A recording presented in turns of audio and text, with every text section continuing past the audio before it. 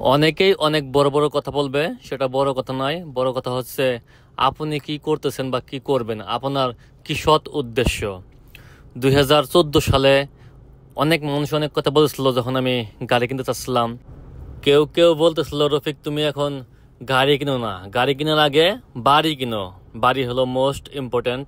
কথা যদিও অনেক সত্যটাই বলেছিল, কিন্তু আমি তখন আমার মনের কথা শুনেছিলাম। আর তখনই আমি 2014 সালে নতুন একটি ব্র্যান্ড নিউ গাড়ি কিনে নিয়ে আসি শোরুম থেকে। তারপরে আমি বিজনেস শুরু করলাম। তখন থেকে আমার জীবনের মোড় ঘুরে গেল। আমি আস্তে আস্তে জীবন পরিবর্তন শুরু করে দিলাম। সেটাই ছিল আমার জীবনের মূল টার্ন।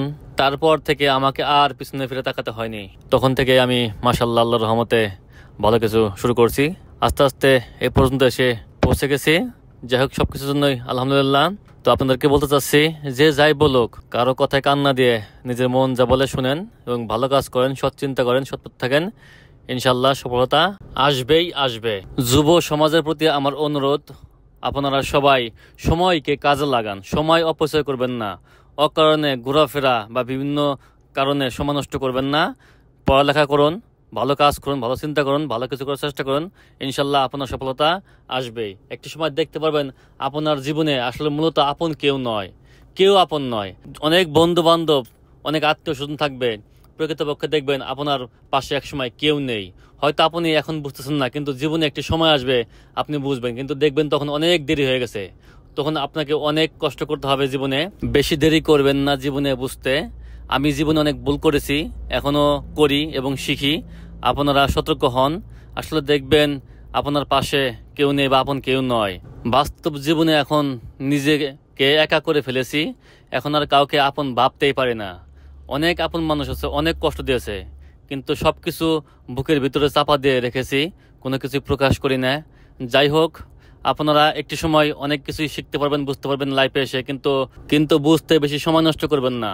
আমি এক সময় যাদেরকে আমার জীবনের সাথে বেশি ভালোবাসতাম, কলিজা ভাবতাম, তারাই সবচেয়ে বেশি আঘাত করেছে এবং আসলে তারা অনেক পরের সাথেও খারাপ। এখনো যাদেরকে আপন ভাবি তারাও দেখি সেই একই পথে চলতেছে। এবং অনেক মানুষ দেখবেন আপনার খুব কাছে থাকে, কিন্তু তারা আসলে অনেক অনেক দূরের মানুষ। এই কারণে বলতে চাচ্ছি, মানুষ কিন্তু কাছে থাকলেই আপন হয় না, আপন মানুষ আপন হয় না। নিজেকে জানুন, বুঝুন, জীবনকে বুঝুন, জীবনটাকে উপভোগ করুন।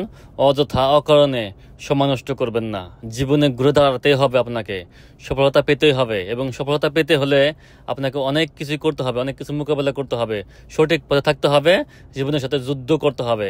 ইনশাল্লাহ আপনার সফলতা আসবেই আসবে। নিজের জায়গা থেকে চেষ্টা করুন আপন মানুষদেরকে আগলে রাখতে, ভালোবাসতে, মহব্বত করতে। যদি দেখেন যে তারা দূরে সরে যেতে চাচ্ছে, পর হয়ে যাচ্ছে, তাহলে তাদেরকে আটকে না রেখে আল্লাহর রাস্তায় ছেড়ে দেন। দেখবেন ইনশাল্লাহ আপনারই আরো ভালো হবে, অনেক কষ্ট কমে যাবে ইনশাল্লাহ। সবার সুন্দর জীবন কামনায় বিদায় নিচ্ছি। আসসালামু আলাইকুম।